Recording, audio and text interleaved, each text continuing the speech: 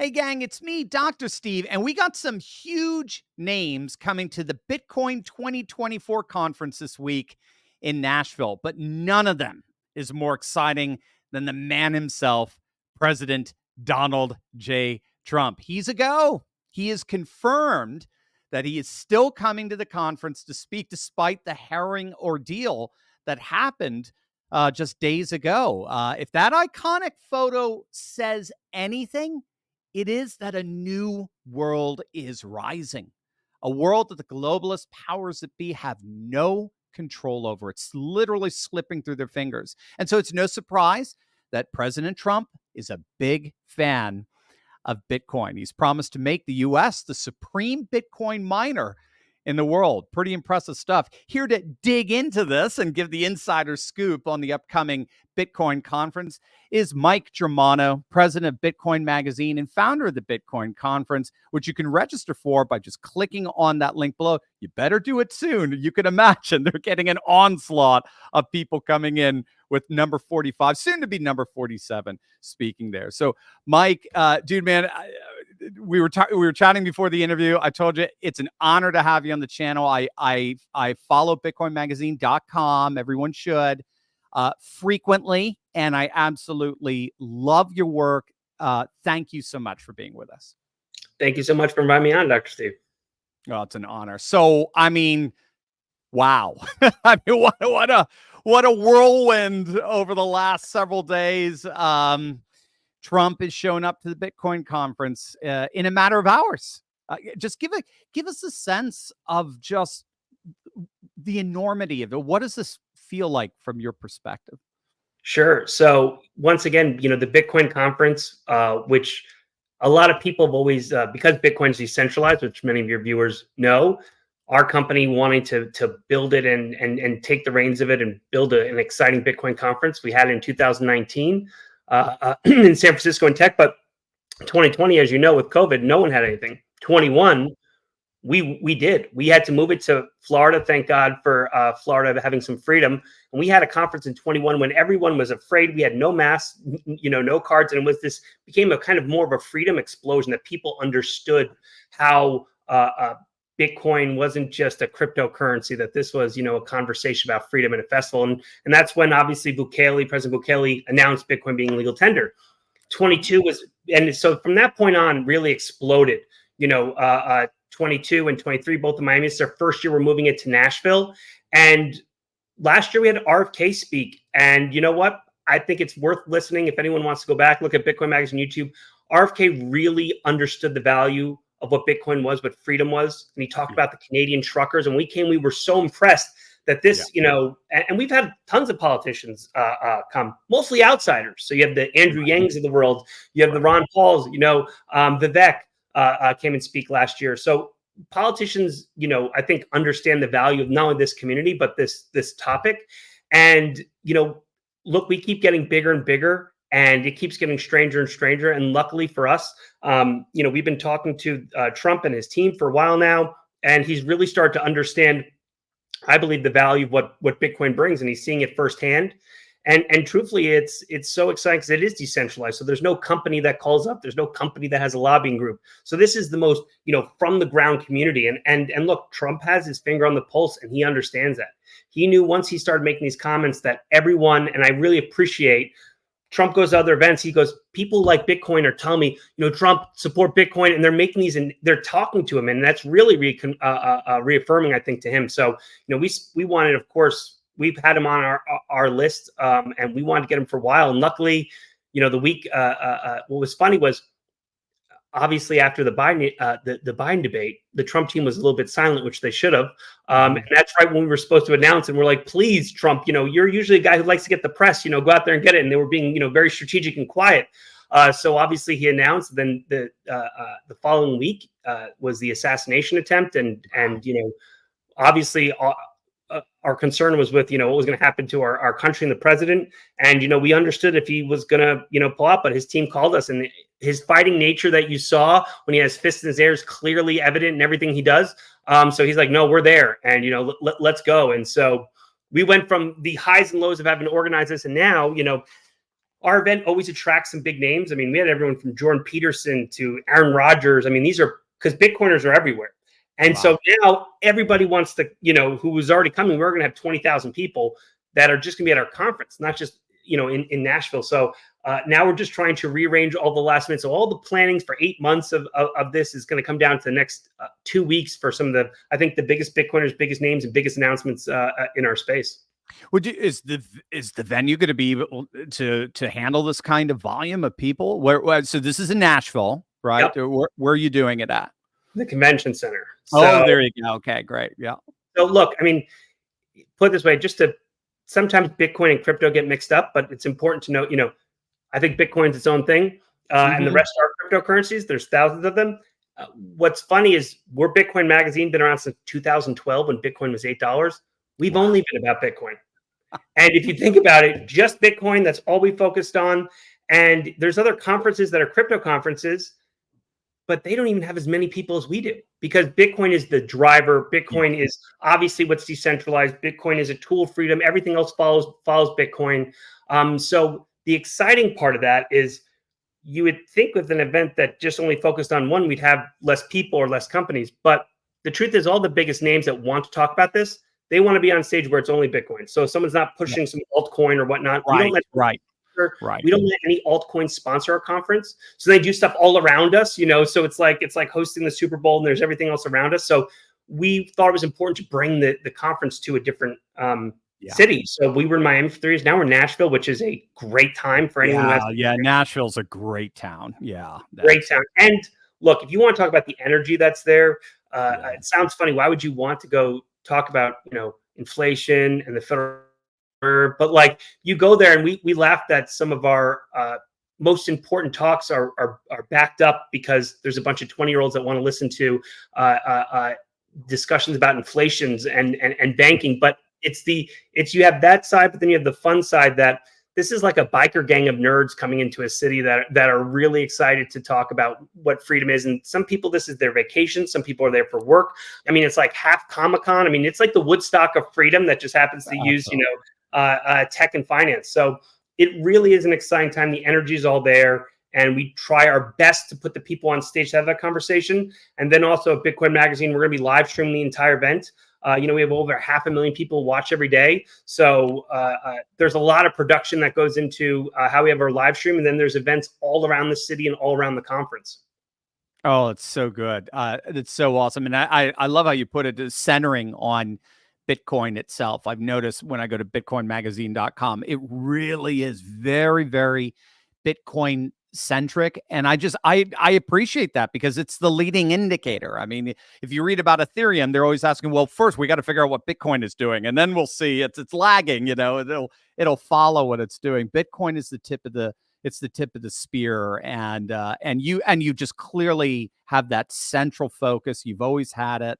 It's really admirable. Yeah. You mentioned Nayib Bukele. I wanted to ask you about how important it is to have Trump position himself as a champion of Bitcoin. We were talking before the interview how you and I were in Vegas right around the same time for that Replatform conference, but I missed you. I came the following day, but a colleague of mine said, dude, you got to listen to this guy and his talk. It was so amazing. So I did. It was on YouTube and I watched it. And I remember you saying something that was just it really was profound. In the end, Bitcoin has a life of its own. That's the confidence that you have with it, as it were. It doesn't matter who endorses it. It doesn't matter what any government is doing here or there. The future of Bitcoin, by definition of DeFi, is not dependent on any particular state. It really is, in the language we like to use here, it really is the parallel economy in its truest form, in its absolute essence, the finance that's the foundation for the civilization building. So that said, because that really made an impression on me.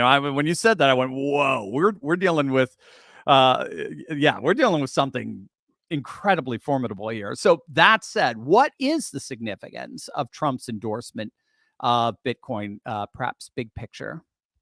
Yeah, great question.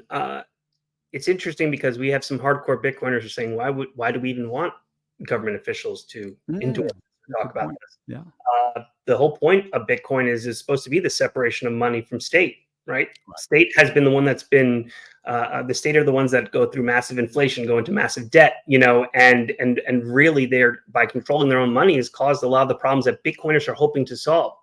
So it's a balancing act, because obviously when President Bukele in 21 said Bitcoin is legal tender, that was very unique because El Salvador didn't have their own currency, right? They depended on the dollar. And Bitcoin doesn't need President Bukele. President Bukele needed Bitcoin. It Need became an Bitcoin. unbelievable branding opportunity, and really was just showcasing what's possible. I mean, I'll be honest, I never went to El Salvador before that, but right after the announcement went down, I've been down there 4 or 5 times. My family's vacation down there, right? We use Wow. Bitcoin. Yeah, we go to Bitcoin Beach. We just use Bitcoin. And truthfully, it was almost a marketing exercise, right? They were talking about it was identified as Bitcoin is something fresh, right? Exciting, and the type of people believe in it all started showing up to El Salvador, and you could see the hope and excitement. And really, President Bukele's done a lot of great things, Yeah. and so it's really been almost like this part of this marketing rebirth for El Salvador that's come in there. Now, with that said, someone like President Trump, when President Trump was in office, didn't really talk about the kind of crypto or Bitcoin side of things. And once again, he was dealing with a lot, and Bitcoin was still, even though for a lot of us it wasn't new, was still kind of new. But obviously, what we saw with President Biden coming in and how they've cracked down on crypto, how they've made it impossible for a lot of companies to bank here, how they've made it just really uncertain with the laws. It's really driven out innovation. It's driven out companies, and we're seeing the negative impact of it. No country, no government can get rid of Bitcoin. They've all tried, and they can't. And so once again, it's coming to terms with that. And the differences maybe between the Democrat and Republican Party. The Democrats say we can't get rid of it, so let's try to control it and tax it and make it annoying and go after people. That's their way of looking at it. And what I think Trump was very wise with was by not only just adopting the idea about Bitcoin, is he was saying, hey, how can you all make Bitcoin great here in our country? Because I don't want to control Bitcoin. I want you to build more Bitcoin here. I want to give freedom to Bitcoin miners. I want to give freedom to people to use Bitcoin, because why wouldn't our country? This is the future. This is involving tech, finance, energy, and freedom. I mean, that's as American as you can get. Might as well hear a bald eagle scream in the background when you say those things.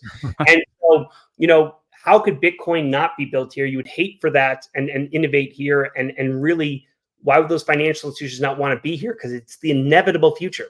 Right? If you can't control it, why don't you encourage it, right? And allow it to foster here. So, I think that President Trump maybe just looked at, maybe he was, let's say, even if he was looking at Bitcoiners as just a voting base. And we have an issue in Bitcoin Magazine, we still do print, just in case they take us offline, which is the Orange Party issue, which we talk about, like, they're single issue voters when it comes to Bitcoin, right? Like, and that's it for me.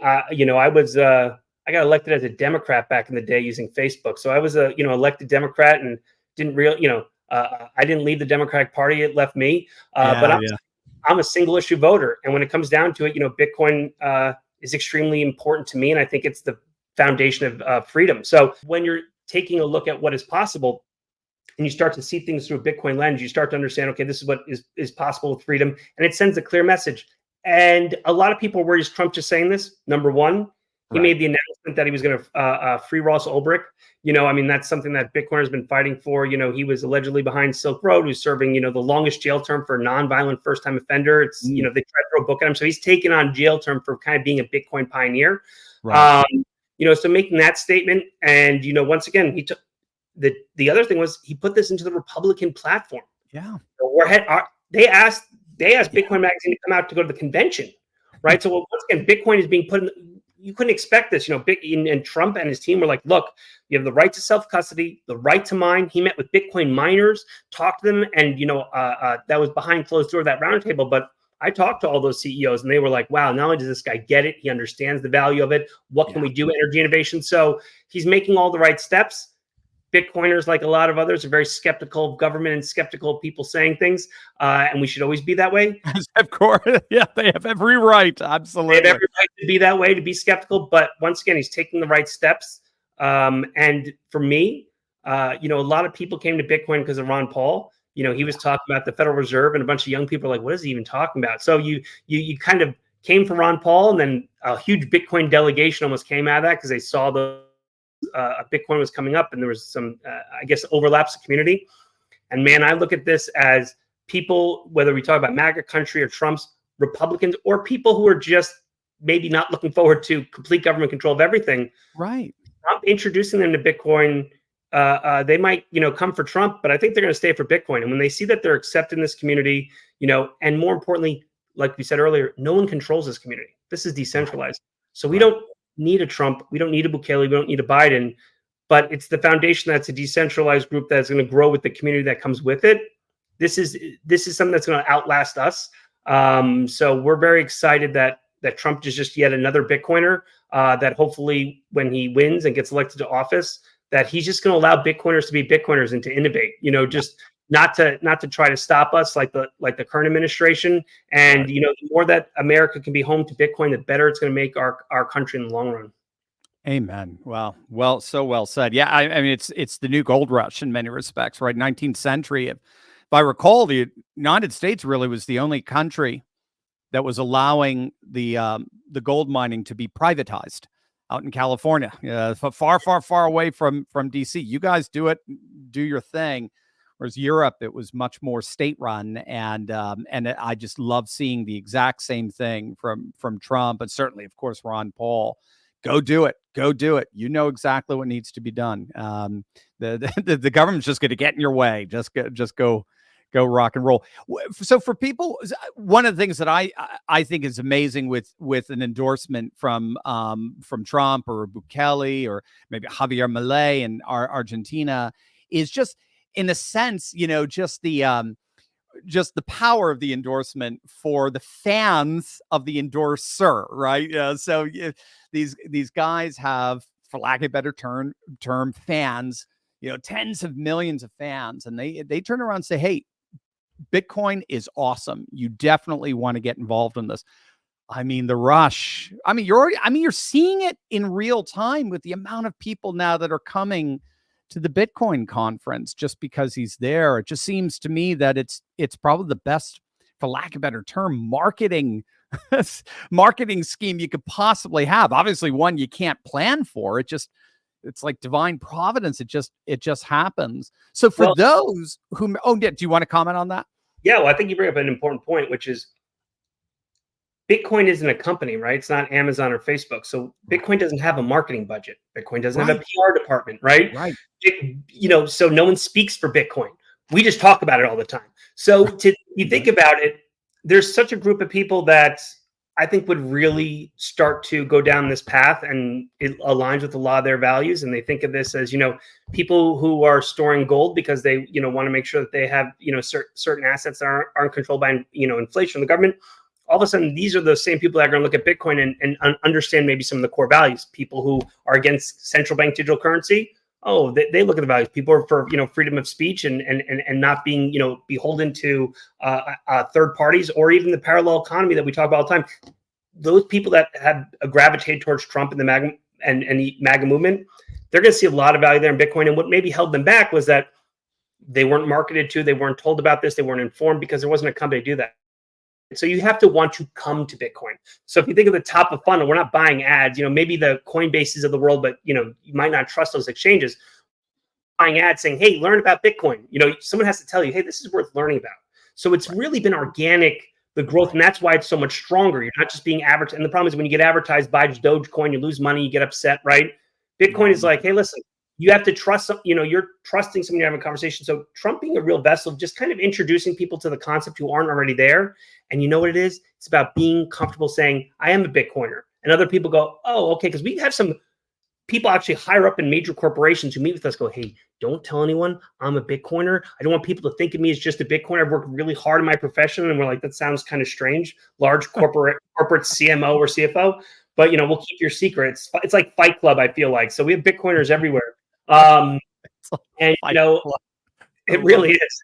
And so, like, the bigger names that identify themselves, their willingness to say, hey, look, yeah, of course, I think Bitcoin's important. It helps because, once again, I think 4 years ago, Trump said Bitcoin's a scam. And we didn't know a lot about it. And he said that, well, that probably turned off a lot of people. So Yeah. he's willing to also look at things different, relook at things, understood the value of it. And he's been talking about it in a way that I think we're excited to introduce people to it. And they can come to, obviously, Bitcoin Magazine, where all we talk about is Bitcoin. We have tons of content. We've done 11,000 articles over the years. We're the biggest repository and source for Bitcoin knowledge. We have guides and we're happy. So we see more people coming in. Conservative media outlets are talking to us. And I'll say the difference is the conservative media outlets who talk to us say, hey, we don't have experts in this. How can we take a look at what content there? How do we work together? The Democrats then write about how, or the liberal media outlets say how Bitcoin mining is going to destroy the world and destroy everyone and don't care. So it's a different approach that we've had between this, but we're here to just provide information to everybody. So we don't care where you from. We have Bitcoin magazines all over the world. We have one in Ukraine and Switzerland. We're opening one in a couple of other countries because we localize it. So our content is translated all over the world because Bitcoin's a global language. So we're excited to introduce people. I think Trump will be the best top of funnel, if you will, to mint some new Bitcoiners. Yep. Yeah. I like, again, we were talking about it earlier. That's what I love about Bitcoin. It is so civilizational. It goes beyond nation. It's literally, it's world changing. A very new world is rising. For those who are intrigued now and hadn't thought about coming to this conference, but now want to, could you just give us a little aerial view of what to expect attending a Bitcoin 2024 conference? What could they expect in terms of issues you'll be covering, topics and the like? Yeah. So once again, it's 25th, 26th in Nashville, July. So we know it's coming up. If you come, like I said before, it feels like a biker gang of nerds who care about banking and tech, but also then you have that wrapped up with people who care about freedom. So you're going to walk in there, and what your expectations are is going to be the complete opposite. I can tell you that, because it's just a group of people all coming together that happen to be cheering for the same team. The topics, I mean, it ranges from, like, the Human Rights Foundation has a stage where we talk about Bitcoin for human rights. We talk about what we can do globally, talk about Bitcoin's growth in the global South. Really what we're talking about is, you have some side of people talking about how countries are getting out of poverty using Bitcoin. And then we have a whole track that deals with finance and enterprise. We talk about the large corporations that are adopting Bitcoin. We have everything from a pitch day that shows off all the new companies in there. We have a whole stage just for mining and energy, right? Which is massive, right? I mean, Bitcoin mining is China made the biggest mistake in their country's life. It looks like they're going to turn around on that one too. I think they realize that. But all right. Yeah. So I just want to say Bitcoin is the one who makes China think differently. Okay, I just want to point out, like, China's never said they made a mistake. Bitcoin, they might say it was Bitcoin, but they had a lot of mining, and then it went all over the world. Luckily, U.S., Texas, a lot of places picked it up. And, we have a whole mining stage, so people are interested in Bitcoin mining and energy. And then obviously the main stage, some of the biggest talks that are happening in Bitcoin, some of the biggest subjects, whether that's everything from nation state adoption to, guess what? Bitcoin Beach, which is a small little beach in El Salvador that started this. How can the homegrown style, how can you grow Bitcoin in your local community? So it's a really good way to also get connected with like-minded people. It could be tech. We laugh. We print a magazine. We're like, why? Well, because Bitcoin's digital. You don't see it or touch it, right? So we print something because it kind of shows you how important it is, the love that people craft into putting something in this movement. But when you're there at the conference and you meet up with everyone, you don't feel alone, right? So I mean, that's absolutely is realizing, like, you can talk on Bitcoin Twitter all day, or you can talk on social networks, but at the end of the day, you want to meet with other people. You're like, oh, we do share the same value about where we want to see our future, our family, what's important to us.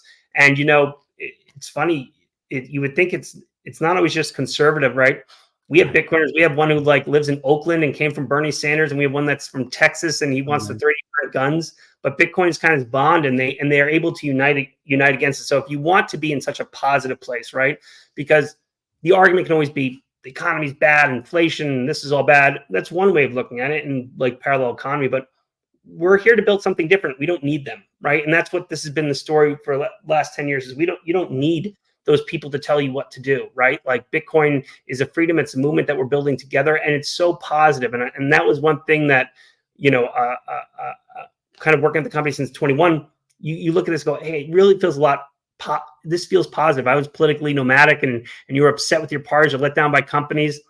There really is a positive movement here. People who are building. And if you want to be surrounded by that, I think that this is the best place in the world to see it. I love it. So well said. If people want to grab some last minute tickets for Bitcoin Sure. 2024, Yeah. what's the best place to do that? We've got a link down below, of course.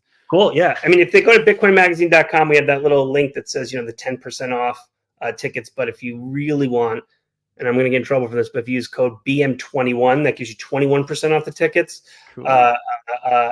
And, love to have you there. And if not, watch us on our live stream and then come the following year. But there'll be some major announcements. And I thank you for having me on. I'm excited to talk to your community. I feel like our communities share a lot of the same desire to learn and interact with others. So excited to see what comes out of this, and welcome you all to Nashville. It's a great town.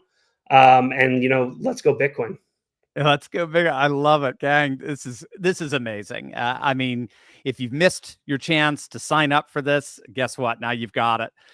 You can go and see not only Donald Trump, but you can attend the single best Bitcoin conference ever. And there's a whole amazing speakers. The week is going to be incredible. I was just telling Mike earlier, I would have just loved just to attend and enjoy and so forth. Unfortunately, I'm going to be on a family vacation. Why did I say that? Listen to me. The only thing more important than Bitcoin is your family. So you made the right. There you go.